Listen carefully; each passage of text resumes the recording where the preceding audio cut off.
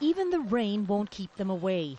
Farm workers listen to the latest legal developments in their fight for their share of land that's meant to be redistributed from the country's second largest private agricultural estate, an estate owned by the Philippine president's family. Comprehensive land reform was signed into law by President Aquino's mother when she was president in 1987. It entitled the farmers to 1 hectare each of this 6,000-plus hectare estate. But none of that land has yet been turned over. Even government agencies do not follow the law, so we have the right to take the land since this is ours anyway.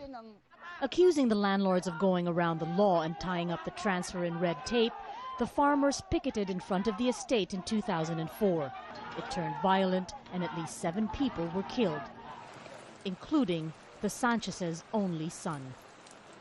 We were like animals being fired at. If they were for God, they wouldn't have done what they did, taking away our rights, justice, our land.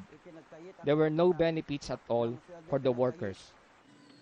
Despite that, the Philippine government says the program has been successful and is on schedule. More than half of the land slated for redistribution nationwide has already been turned over to farmers.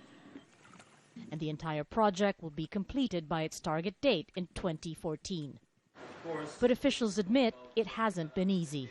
The landowners are very resistant because first they want a just compensation, meaning they want a higher value of their lands.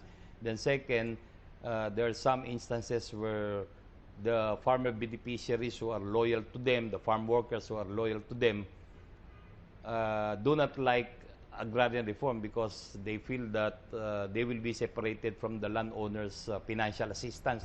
But the struggle for redistribution isn't just about land ownership. For the farmers, it's about social justice. And that would mean eradicating a long-standing feudal system that's deeply entrenched a culture of patronage that's only served to widen the gap between the rich and the poor. The matter at President Aquino's family estate is far from settled.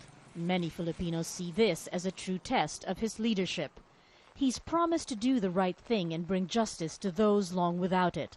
But will President Aquino be able to do that if it's at the expense of his own family's claims over land? Margo Ortigas, Al Jazeera, Manila.